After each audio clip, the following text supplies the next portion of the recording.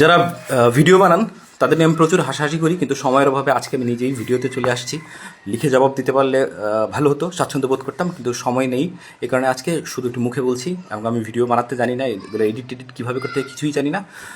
এটাই আপনাদের আগে আমি দিব। সেটা হচ্ছে যে একটু আগে দেখলাম যে আসিফ মাহতাব নামে একজন ভদ্রলোক, উনি বলছেন যে উনি কেন না ভোট দেবেন। উনি না ভোট দেবেন কি দেবেন না এটা ওনার ব্যক্তিগত অধিকার, যে কেউ যে কোনো ভোট দিতে পারে, কিন্তু না ভোটের পক্ষে উনি যেসব যুক্তি দাঁড় করেছেন এগুলো শুধু মিথ্যা বললে কম হবে। এগুলো ডাহা মিথ্যা, ভয়ঙ্কর মিথ্যা এবং সম্পূর্ণ অপপ্রচার, ভুল ব্যাখ্যা, অপব্যাখ্যা। শুধু দুইটি ইস্যুতে আপনাদের বলি, যেমন উনি জুলাই সনদের ধারা 84-তে রয়েছে যে ওপেন গভর্নমেন্ট পার্টনারশিপ হবে, তো উনি বলছেন যে গণভোট দিলে এটা হবে।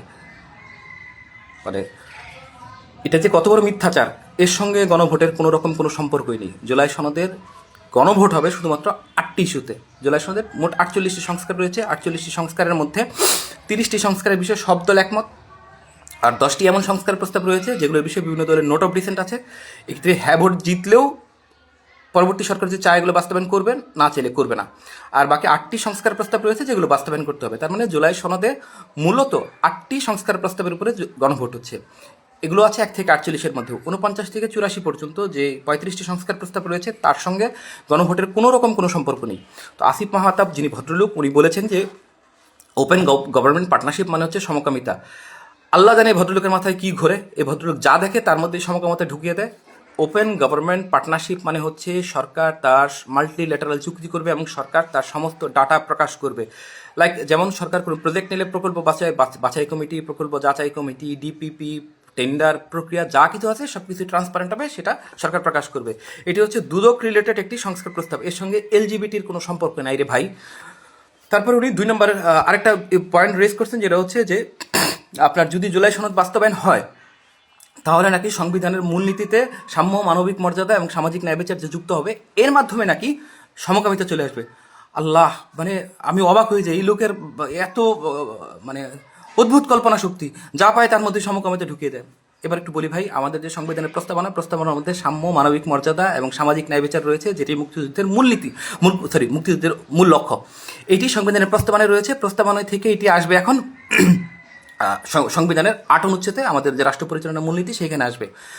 সাম্য, মানবিক মর্যাদা এবং সামাজিক ন্যায় বিচারের সঙ্গে সমকামিতা বা অন্য বিসমকামিতার কোনো সম্পর্ক নেই, 1 নম্বর বিষয়। আর 2 নম্বর বিষয় হচ্ছে, আমি আপনাদের বলেছিলাম যে 10টি বিষয় আগামী সরকারের নির্ভর করবে, তারা বাস্তবায়ন করবে কি করবে না, এটি তাদের উপর নির্ভর করবে। এর মধ্যে এটি হচ্ছে একটি, যেটি জুলাই সনদের 7-এ আপনি পাবেন। তো গণভোট জিতলেও এগুলো বাস্তবায়ন হবে এরকম কোনো সম্ভাবনা নেই, হারলেও এটি যে হবে না এরকম কোনো সম্ভাবনা নেই। আগামী সরকার ঠিক করবে যেগুলো হবে কি হবে না। আরেকটা বিষয় হচ্ছে যে উনি একটা প্রশ্ন তুলেছেন যে সংবিধানে ইসলাম নেই, এই জুলাই সনদে ইসলাম নেই, ধর্ম নেই। আরে ভাই, জুলাই সনদ কোনো ধর্মীয় দল না, জুলাই সনদের সঙ্গে ইসলাম থাকবে। জুলাই সনদ কমপ্লিটলি হচ্ছে একটি সাংবিধানিক সংস্কারের বিষয়।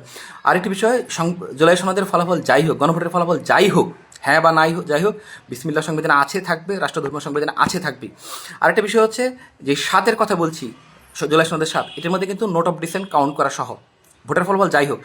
তো বিএনপি, জামাত সহ কয়েকটি দল বলেছে তারা যদি ক্ষমতায় যেতে পারে, তাদের নোট অফ ডিসেন্ট হচ্ছে, তারা যদি ক্ষমতায় যেতে পারে তাহলে তারা আল্লাহর উপর আস্থা ও বিশ্বাস পুনর্বহাল করবে। তো গণভোটের ফল যদি হ্যাঁও জিতে, তাহলে এই দলগুলো যদি ক্ষমতায় যাবে, সুতরাং আল্লাহর উপর আস্থা ও বিশ্বাস পুনর্বহাল হবে মূলনীতিতে। আর সাম্য, মানবিক মর্যাদা এবং সামাজিক ন্যায় বিচার যুক্ত হবে কিনা, এটি হচ্ছে পরবর্তী সংসদের উপর নির্ভর করবে। যদিও এই 3টি বিষয়কেও সংবিধানের মূলনীতিতে যুক্ত করার জন্য অধিকাংশ রাজনৈতিক দল রাজি হয়েছে। এর অনেকগুলি ধর্মীয় রাজনৈতিক দল, যেখানে অনেক বড় আলেম ওলামারা ছিলেন, তারা কেউই আসিফ মাহতাব উৎসের মতো এত জ্ঞানী ব্যক্তি না যে কোনো বিষয়ে খুঁজে এর সঙ্গে সমকামিতা যোগ করে। তার জন্য আমরা দোয়া করি। মানে অদ্ভুত, পৃথিবীতে যা দেখে তার সঙ্গে সমকামিতা ঢুকিয়ে দেয়।